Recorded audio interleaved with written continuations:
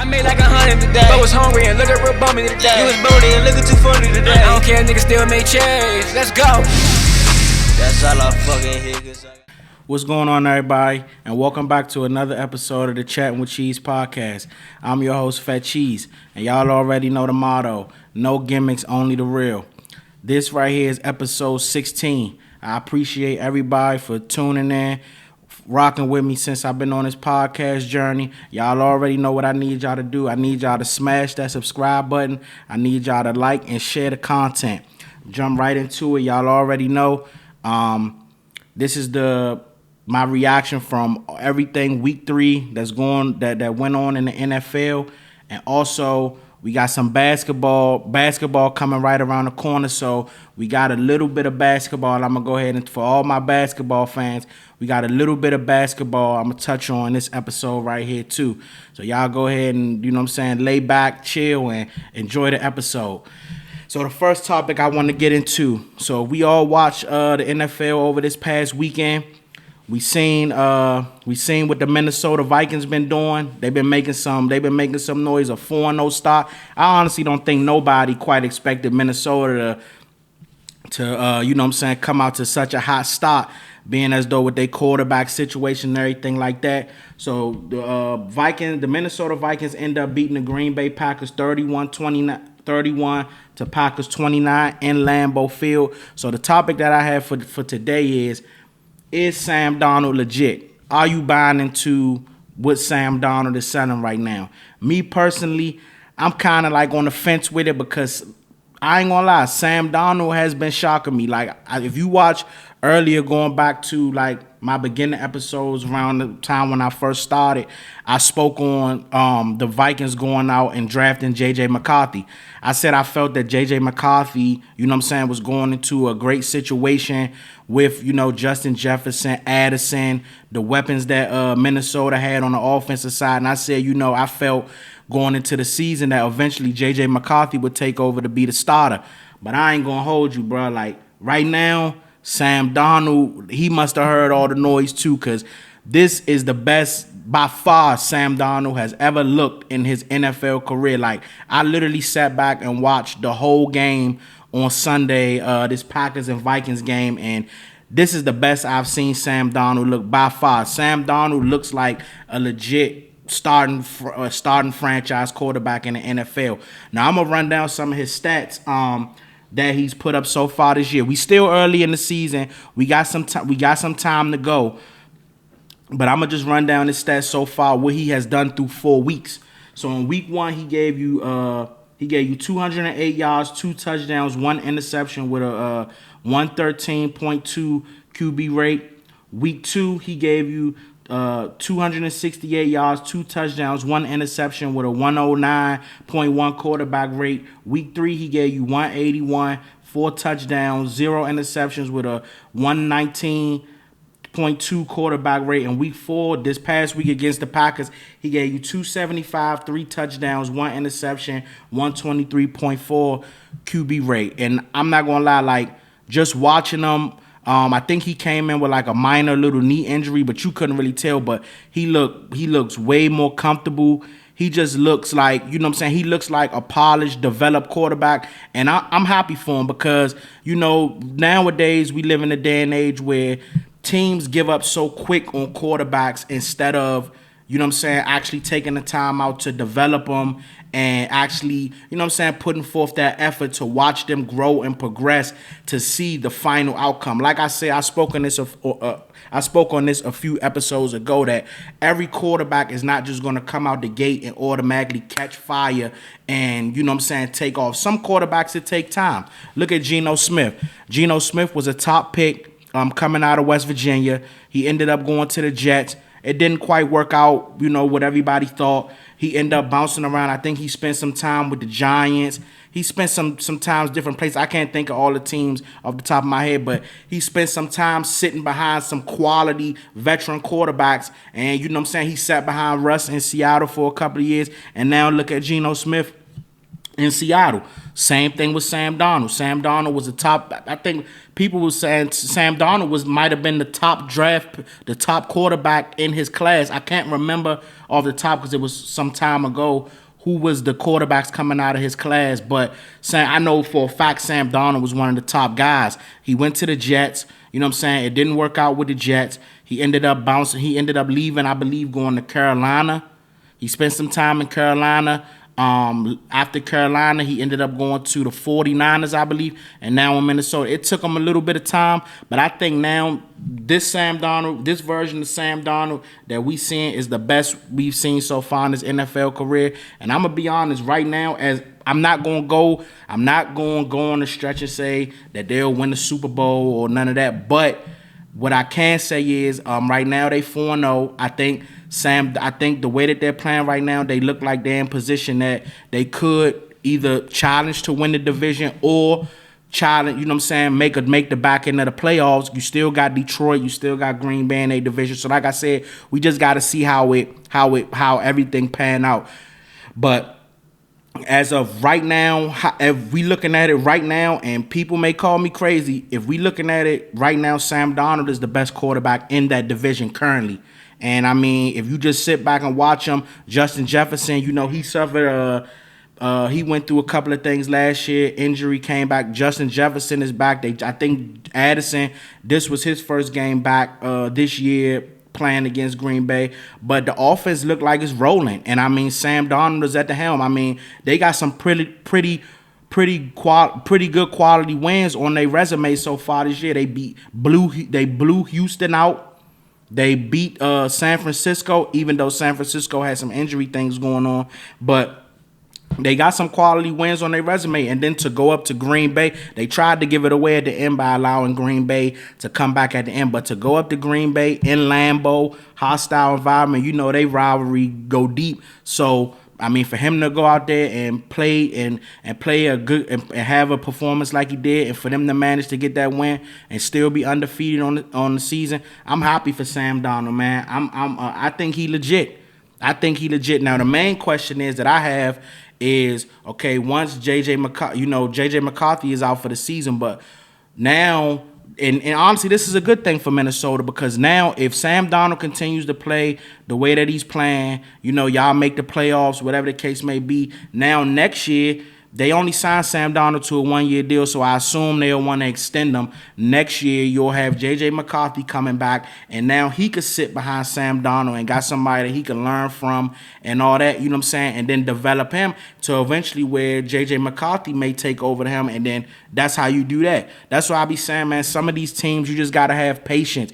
That's why I know I poo-pooed on Andy Dalton or whatever, but I'm going to be honest, the Panthers have looked much better since Andy Dalton have been in there. But I'm saying that to say, now that I look at it, that may be a good thing for Bryce Young. Like, you gotta know how to develop these quarterbacks. Sometimes, like, it take time. That transition from college to the NFL is not, you know what I'm saying, as easy as some people make it seem. Some people make it look. That transition is very hard. Like I said, you dealing with people, they stronger, they faster, you know what I'm saying, they know how to read certain things, do certain things that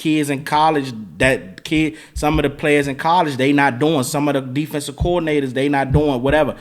So sometimes it take that time to get that development, get your confidence, and then you bounce. You got to look at Sam Darnold's situation. He bouncing around from team to team to team. Sometimes you just got to understand that a team got faith in you and they believe in you, and they gonna give you that opportunity to actually go out there and succeed. And you know what I'm saying, you take it and you stride with it. And I think he doing that right now. To have them right. Nobody. I don't care what nobody say.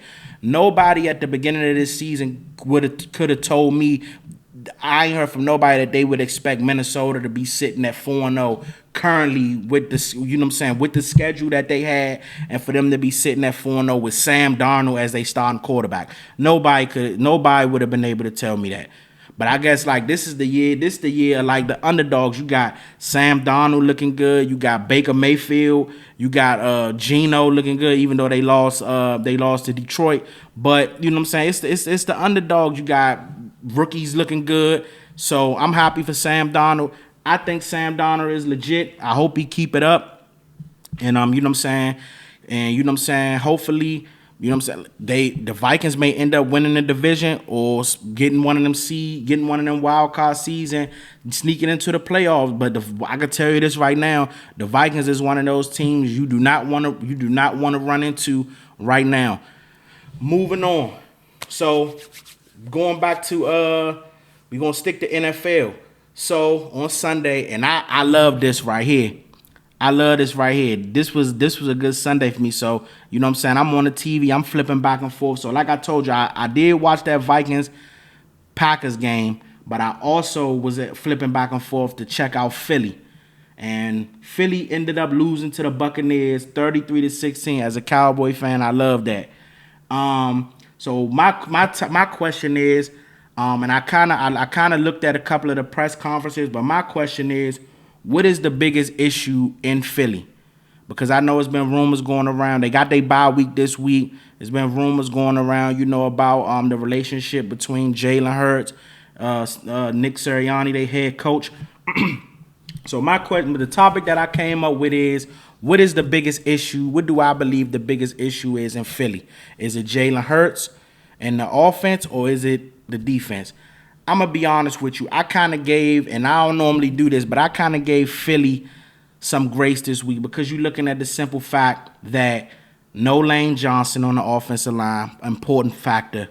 No A.J. Brown, important factor. No Devante Smith. So basically, three of their key guys, their biggest key guys, was out. But what I am going to do is I'm going to hold Jalen Hurts accountable because we hold everybody. One thing about me, what I'm going to do, I'm going to hold everybody accountable. Everybody gets held accountable equal. It's no one person get held accountable less than other. No, it's the same thing.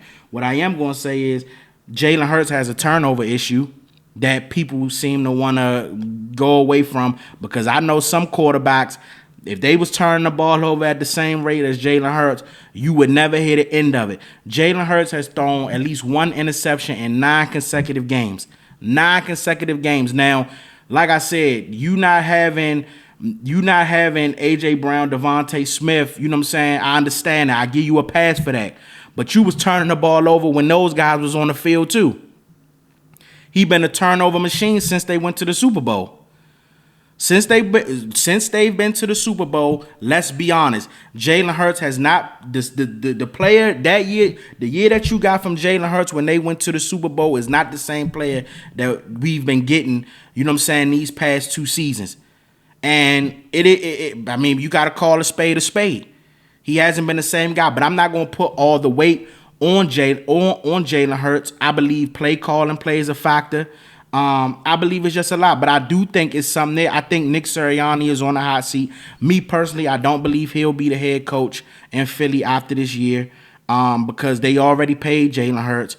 I think it was already rumors about Nick Sirianni possibly getting, you know what I'm saying, getting the boot this past offseason. And then, you know, with the rumblings of him and Jalen Hurts not getting along. And then you had Jalen Hurts on the press conference this past Sunday, and they asked him something basically about, I guess, his basically in so many words, his communication with Nick Sirianni, and he basically in so many words said, like, you know, it's here and there, like it's I don't want to say I don't know exactly 100% what he said, but basically it looked to the point where like him and Nick Sirianni ain't all the way there.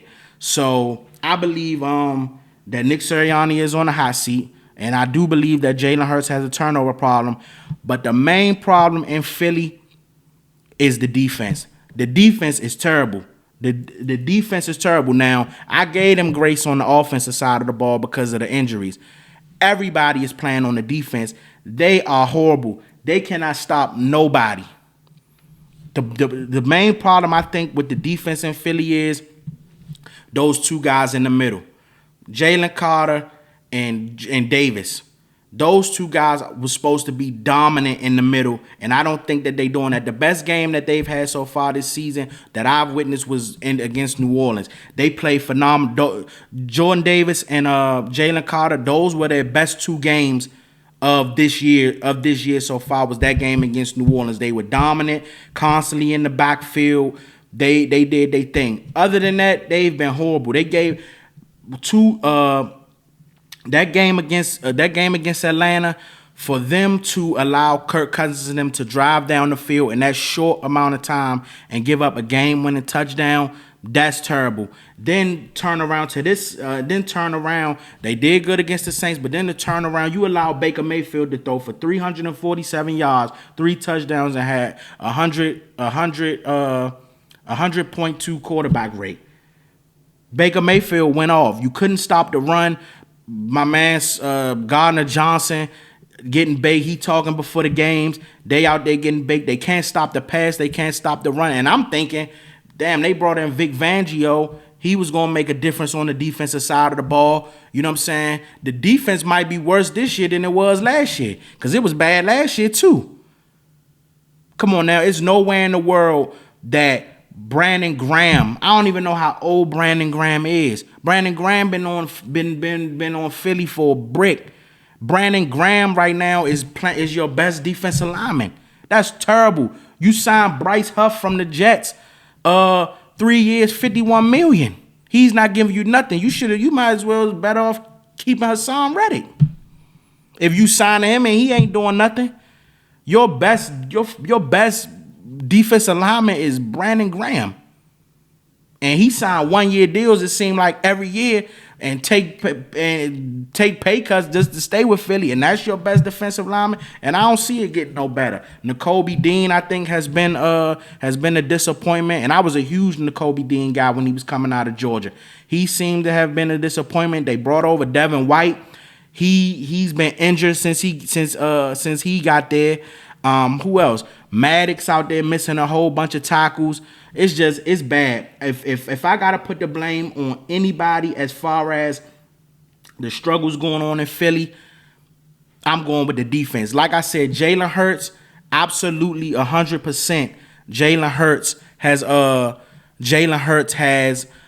got a turnover problem that he need to get fixed. He has a turnover problem, but I'm not gonna put it all on Jalen Hurts.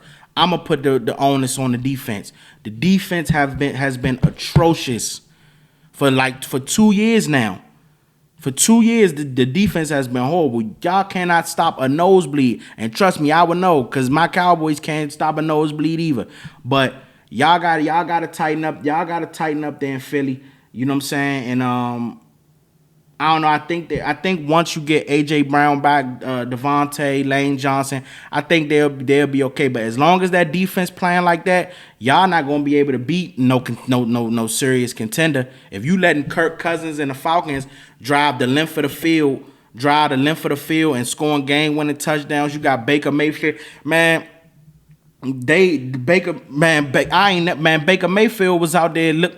Man, I don't think I ever seen Baker. Man, I haven't really watched a lot of Baker Mayfield this year, so maybe he been looking like this. But what I seen on Sunday, that was Oklahoma Baker Mayfield out there. So you know what I'm saying? We got to see what Philly do. They on a bye week this week, so we'll see the adjustments or anything. Hopefully, they'll make some adjustments, and we'll see how they look coming out of the bye week. Moving on to my next topic. Now we're gonna go ahead and talk about some. We're going to talk about some basketball. To all my basketball guys, we right around the corner. Media day was yesterday. They started training camp. So we right around the corner to all my basketball guys. So the main thing I wanted to touch on, which I think everybody's been talking about, was the Knicks blockbuster trade for Karl Anthony Towns. I think I just read something a few moments ago that they sent. I think Charlotte helped them navigate this trade, so they'll be sending some draft capital over to Charlotte. Minnesota will get Julius Randle and Donte DiVincenzo, and the Knicks will acquire Karl Anthony Towns. So I wanted to give my thoughts on that trade and who I think it better impacts, Minnesota or the Knicks. So I'm gonna go ahead and shoot out Karl Anthony Towns stats from last year.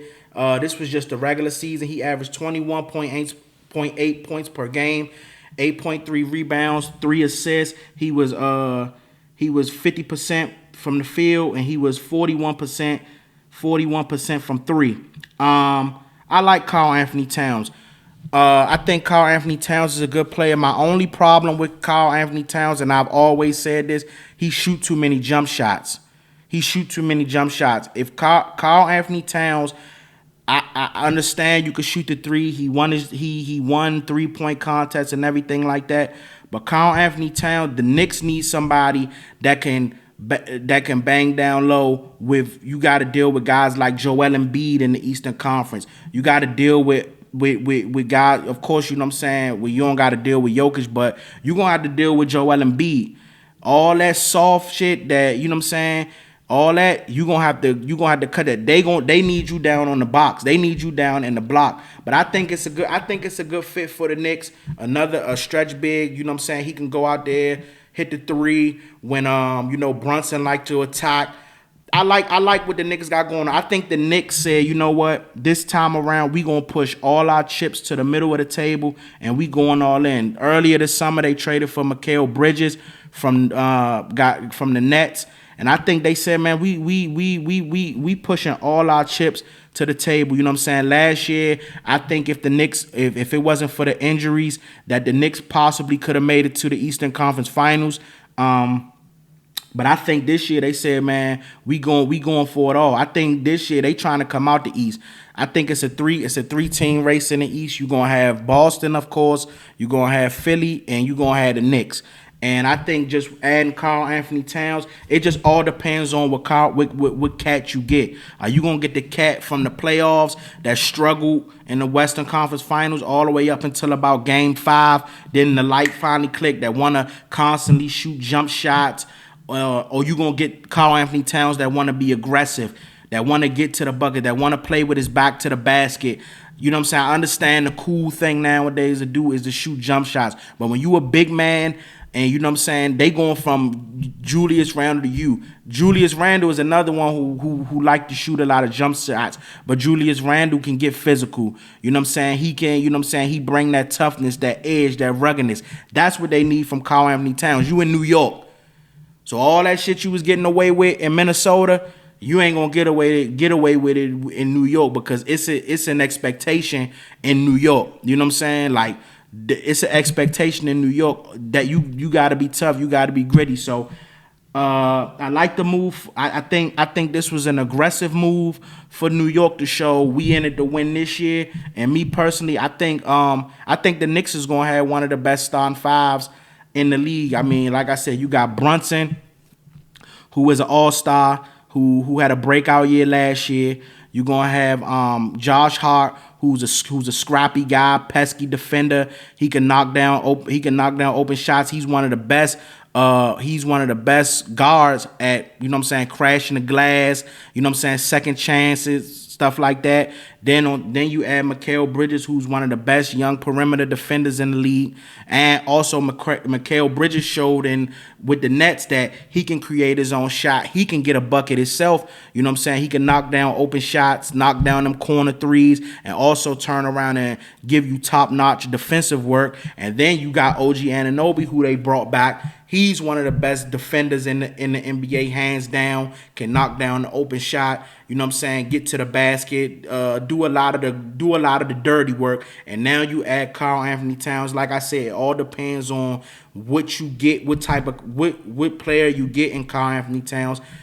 I mean, you know what I'm saying? I think the Knicks can definitely challenge to come out the East. Like I said, 3-team race in the East. The Knicks definitely made this thing interesting.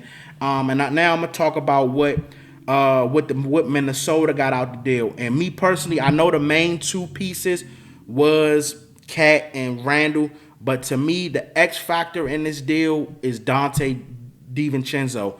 Donte DiVincenzo gave you 15 points, 15.5 points per game last year. He shot 40% from the three, but in the playoffs is, I think, where you really seen Donte DiVincenzo, you know what I'm saying, really step his game up. He only averaged 2 more points. He averaged 17.8, almost 18 points per game of 42% 42 from 3-point 42.3 3-point percentage. So His points per game went up, and also his 3-point percentage went up. Donte DiVincenzo stepped his game up in a major way in the playoffs. I like how he played, especially with OG Anunoby going down, and then Julius Randle went down. Donte DiVincenzo stepped up in a major way, and then the report came out saying that I don't know how true it is that he never really was feeling the what college they go to, the little I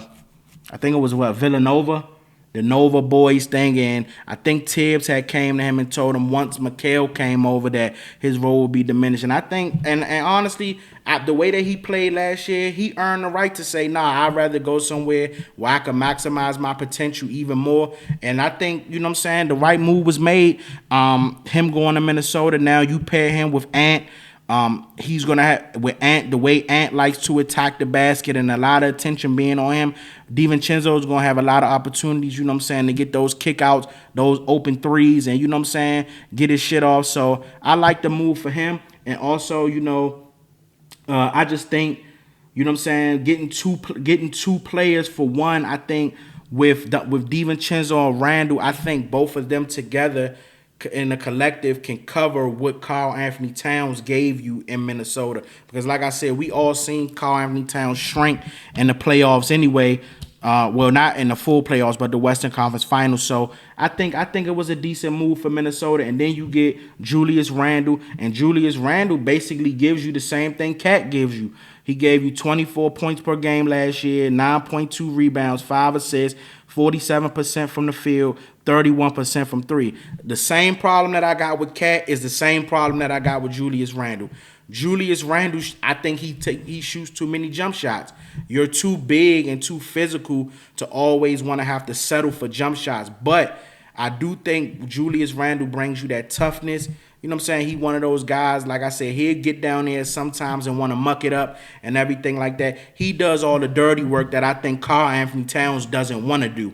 And I think that's a good fit. You pair him with Ant, and you still got, despite, people up and down with Rudy Gobert, but you still got Rudy over there. They brought in my man from Kentucky, the point guard. I can't think of his name right now, but if I had to say, I think if I had to just go, it's hard for me to say. I don't really think anybody won or lost the trade. I really think you just traded I think Minnesota won by getting DiVincenzo, because like I said, I believe DiVincenzo will be the X factor on who determines who won this deal and who didn't. If DiVincenzo comes out and gives you the same production that he was giving you in New York last year, I would lean more towards Minnesota, because they got two players, and if Randle can give you the same production he was giving you last year before him getting hurt, and if DiVincenzo can give you that same production, I would lean more towards Minnesota, because you got two players giving you the same production from their precinct. We don't know what Cat is going to give you in New York. I'm not saying that Cat is going to, struggle, but you got to think. You got Brunson who going to get his. You got Mikal Bridges, who I just told you he can get his. If I had to pick, Cat is probably going to be the third option. So Cat probably still going to be able to get off. I think it was a good trade for both teams. And also, I think for Minnesota, I think this was them basically handing the keys to the franchise to Ant. Not saying that he was battling with Cat for that, but you got to remember Minnesota drafted Cat. So it's like, it's like, I think this move right here was saying, Ant, this is your franchise. We handing the keys over to you. Take us to where we need to be at. And now they showing you like, okay, this is you gotta go do your thing. And I believe that Ant can do that. Last year he was phenomenal last year, especially in the playoffs. I think he took his game to another level. And I already said it, man. I'm going to keep saying it. I think Ant is that next guy once. Bron, KD, Stephen. I think Ant is going to be that next guy. So we just got to wait and see.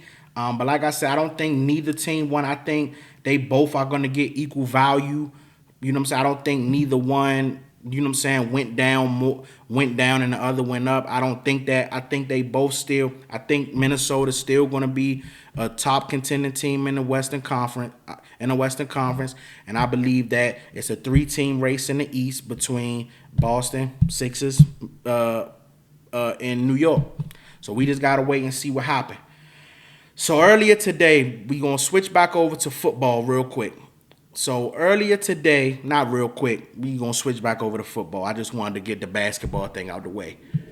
Earlier today, I had been seeing all today that it was rumored that Davante Adams would be possibly have played his last game in Las Vegas. I know he's suffering from, I believe, it's a hamstring injury, or if I'm not mistaken. He didn't play this past Sunday, and it's a lot of rumors going around that it may be his last game in Las Vegas.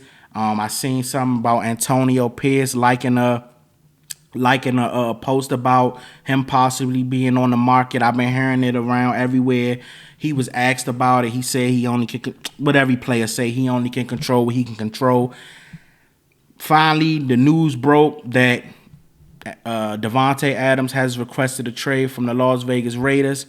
I don't know exactly what his cap hit will be next year. I think, if I'm not mistaken, it'll be around $35 million or $4. I gotta look. I don't know exactly. But Davante Adams is 32 years old. So I came up with the teams that I feel would be the top landing spots for Davante Adams if he was traded. Regardless, say what you want, Davante Adams is still one of the top receivers in this game. If you name in the top 5, I find it hard to believe if Davante Adams is not in your top 5. So any team that's able to land Davante Adams, I think is going to be lucky. And honestly, Davante Adams can take a team over that hump to that, you know what I'm saying, to be where they want to be now. It all depends on what team land them and what position you currently. So we got to see. But I came up with a list, and I want y'all to give me y'all list of who y'all think is a top team that can land them. But this is the list that I came up with of the top landing spots for Davante Adams if he's traded from the Raiders. The first team, and please, NFL gods, do not allow this to happen. They've been fortunate all this time. Do not allow this to happen, please. But the first team I got on my list is the Kansas City Chiefs. The reason why I say Kansas City, because we all seen Sunday, Rashee Rice went out with an ACL. Rashee Rice so far was having a phenomenal season. And for him to go out with an ACL was unfortunate. Kelsey has been a shell of himself. I would know because he on my fantasy team. He's been a complete shell of himself. I don't know if it's just the coverages he's seeing or, you know what I'm saying, his mind. I don't know what's exactly going on with Travis Kelsey. I'm hoping that he pick it up and later on down the season. But right now it's not looking good with no Rashee. I mean, basically right now they depending on Xavier Worthy, a rookie, fast as shit. But, I mean, he's more so like a gadget guy or one of those. He's not, you know what I'm saying, a number one guy. Now, Hollywood Brown is out for us. I think Hollywood Brown might end up missing a year. But I don't know. They said it's a possibility he can come back. It'll be later in the playoffs. Basically, in so many words, they need a number one. You throw Davante Adams in there with Patrick Mahomes. I mean, they was already looking, man. You throw Davante Adams with Patrick Mahomes. You could argue this would be, depending on how you want to put it, Tyreek Hill or Davante Adams. But he's going to be in the top 2 of wide receivers Patrick Mahomes has ever played with. You know, Patrick Mahomes can make every throw. Arguably, it ain't no arguably. He's the best quarterback in the game. If you give him Davante Adams, that's like a cheat code. And I already said that I feel like they was coming out the AFC anyway. But with that injury to Rashee Rice, I think that might have put a little dent in it. So they need to go out and get another guy. I think they'll try to go for Davante Adams. If not, they should. I hope it don't happen. But the Chiefs is the number one team that I say I feel like should go for them. Number 2 team I went with the Washington Commanders. The reason why I'm going with the Washington Commanders, I seen Davante Adams make comments saying that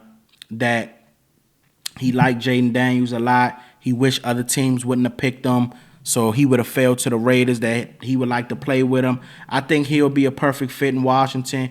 You pair him with Terry McLaurin. The way Jaden Daniels have started out playing this season, he looks phenomenal. I think if you get him a certified guy like Davante Adams, you already seen what he's doing with, him and Terry McLaurin. They really don't have another wide receiver outside. I mean, they have Cheeze, who they got from Philly, who played for Philly last year, but he's really one of those guys. He's not like certified, They got rid of Jahan Dotson right before the season started. If you can go ahead and get him Davante Adams, pair him with Terry McLaurin, that'll be one of the scariest duos in the NFL. And I'm going to be honest, I think that will make Washington a serious threat in the NFC, because now there's no way you can just double or focus on Terry. And I'm going to tell you, it's going to be a hell of a job for corners to try to check Terry one-on-one and try to check Davante Adams. And then you still got Robinson and Eckler coming out the backfield. They still got Zach Ertz. I think if I'm Washington, I would take a look into that. Now, I know they asking for a second-round pick, but if I'm them, I would take a look at that to try to help your rookie quarterback out as much as you can. Try to, put him in position to succeed as best as you can. He's succeeding right now with what you got, but if you can add somebody like a Davante Adams, I definitely would, not mind taking a shot at that. Third team I got on the list, the New Orleans Saints. The reason why, we all know originally why Davante Adams even went to Las Vegas was to play with Derek Carr, who he played with in college, who he played with in college. And, that was the original reason why he even went to Las Vegas in the first place. Maybe the Saints could be a landing spot. They go there, they get him, they pair him up with Olave and Shaheed. Shaheed, I wouldn't say he's more so his numbers. Shaheed is like all they send him on is go routes, straight down the field. But if you compare him, it's another thing. If you compare him up with Olave, and then you have Alvin Kamara coming out the backfield, that's a scary trio right there with Olave Adams and Kamara. But just Adams and Olave, them two, that's a scary duo, because Chris Olave is one of the best route runners in the league, and then you pair him up with Davante Adams, who can do everything, route run, physical. He can do everything. That'll give Derek Carr an abundance of people. Then you got Taysom Hill. It's so many things that they can do. So I think the Saints would be a good fit for him. If he wanted to go back and play with Derek Carr, we don't know yet, but if he wanted to go back and play with Derek Carr, the Saints wouldn't be a bad idea. The next team I got is the Buffalo Bills. Now, even though the Buffalo Bills are 3-1, they just got blown out by Baltimore over the weekend. They need wide receiver help. I understand, yes, they started out 3-0, they started out hot, but I still don't feel like, and I issued them an apology on my last episode, I still don't feel like what they have currently at wide receiver is going to be enough to get them over the hump. Because you seen when they ran into a team, an actual, contender in Baltimore, that they didn't look good at all. Josh Allen was running around just heaving it down the field. I don't, they need a legit number. They don't have a legit number one. You got Keon Coleman out there who's a rookie. He's still learning the ropes. You got my other man out there. I can't think of his name, number 10, but he's a little shifty guy. They don't have a number one receiver. So if you add Davante Adams, pair him up with Josh Allen, I think that'll be a good match. Like I said, Davante Adams can do everything, and Davante Adams will take pressure off of those other guys and get them some, some looks and stuff that they may like in coverage so they can be able to get off. Right now, they don't have a number one. They need a number one. I don't know if they are going to actually try to go out and get Devante, but if I'm them, I'm making the call. My next team, the New York Jets. We all know the history between Aaron Rodgers and Davante Adams. We know what they did together. They broke records together. Aaron Rodgers won MVPs with them. It's always been talk about them possibly linking back up. I mean, him with the Jets. I mean, we seen the Jets just lost to Denver. We still hearing about issues about, them not being all on the same page and everything like that. Why not bring in a guy that's played with Aaron Rodgers before? He knows all of Aaron Rodgers' tendencies. Aaron Rodgers knows all of his tendencies. Put them together. You got Garrett Wilson. You still got Brees coming out the backfield. I think that would take the Jets offense to another level if you was to add a guy like Devante Smith. And, you know what I'm saying, he could actually help those other guys with, learning Aaron Rodgers. You got to think Aaron Rodgers was out the whole year last year. So those guys got to still get acclimated to them. I mean, they out here losing to Denver, only putting up 9 points. I mean, come on now. That right there is crazy. So the Jets should take a look at Davante Adams. I think they will take a look at Davante Adams. My next team, oh, my God. I beg you, please. I don't think it's going to happen, but I'm begging my Dallas Cowboys. Please look into trading for Davante Adams. I beg you. We don't have no weapons outside of CeeDee Lamb. You take CeeDee Lamb away, and I give Jake Ferguson. You take CeeDee Lamb away, you take Jake Ferguson. We have no weapons. Brandon Cooks has been so he's underperformed to me. I love Brandon Cooks. I like him. But Brandon Cooks, to me, I just think he's kind of like over the hill. He's fast, but it's like him and Doc don't have that connection, or it's like something. He doesn't get no separation. He's like Michael Gallup all over again. He doesn't get no separation. So it's like when you, I just feel like if you can get a number 2 to take that pressure off of CD, I think you'll see this offense open up to a completely different level. You know what I'm saying? Where we don't have no running game. You know what I'm saying? So you got to give somebody, Doc, somebody to throw the ball to, and he can't just keep throwing because defenses are keying in on CD. So, you know what I'm saying? You're not going to play the Giants every week. So please, Jerry Jones, I beg you, as a diehard, lifelong Cowboy fan, please look into getting Davante Adams. Please. Or Amari Cooper. I'll take either or. I don't care. But I prefer Davante Adams, though. And last but not least, the Pittsburgh Steelers is the last team that I named. And I know I named a lot. I should have cut it down a little bit, but fuck it, we going to get through it. The Pittsburgh Steelers is the last team that I named. I seen something today about Cordell Patterson reaching out saying that he was going to try to see if they can do something with Davante Adams. But I think that'll be good. You pair him up with George Pickens. Then, you know what I'm saying, you got Justin Fields, you got Najee in the backfield. I think that'll be good for Justin Fields. Give him another weapon. That'll take pressure off of Pickens. So that way, you know what I'm saying, he can do his thing. You pair him and Davante Adams up. Like I said, Davante Adams can do everything. So there's nothing on the field that you can't ask him to do. So I think Pittsburgh would be another good fit for him. If I'm Pittsburgh, I'm reaching out to see what I can do to try to acquire him. So those are all the teams that I think would be good landing spots for Devante Smith, Devante Adams. But we just gotta wait and see what happened, and we'll be talking about it. I think something happened pretty soon. I think the trade deadline is November 5th. Don't quote me on that. So we'll find out by then and see if something happened. Last topic for the episode. So, last week I gave my predictions. I told you every week of this NFL season that an episode come, I'm going to do my predictions. Last week I gave my predictions. I went 10-6. Some games I got wrong. You know what I'm saying? I thought like the Jets and the Broncos, Cardinals, Commanders, I got that wrong. But I did good though. 10-6, I would have made the playoffs with that. You know what I'm saying? So I take that. So now this is right here is going to be my week 5 predictions. You can write them down. Do not bet with my picks because I don't want nobody blaming me if they parlays or none of that don't hit. Do not blame me. Do not take my picks and put them on. If you do, it's you. You chose to do that. So my week 5 predictions, and this one right here is going to shock some people. I took Steelers over my Cowboys.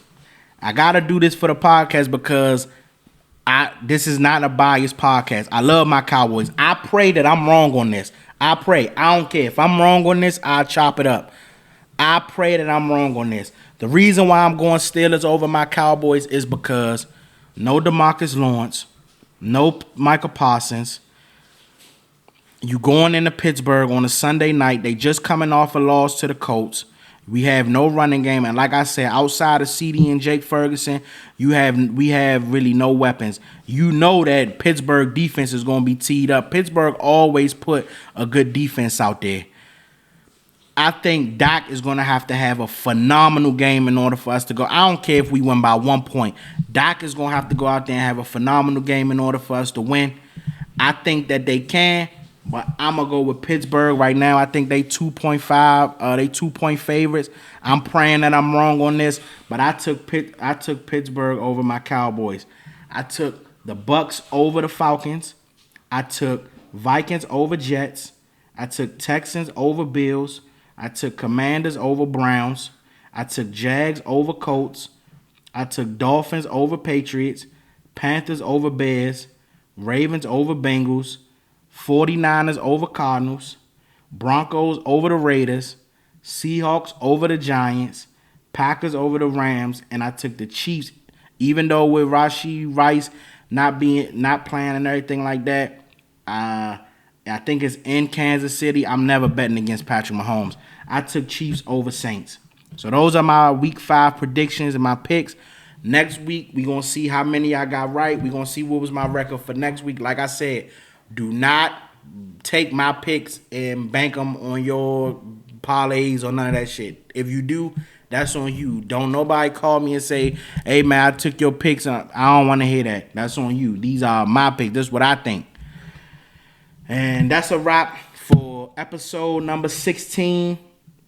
I appreciate everybody that's going to watch this video. I appreciate everybody that's been rocking with me so far on this journey. Once again, smash that subscribe button. We are on our way to 200 subscribers. Do not forget to like and share the content. Y'all already know the motto. No gimmicks, only the real. I appreciate y'all.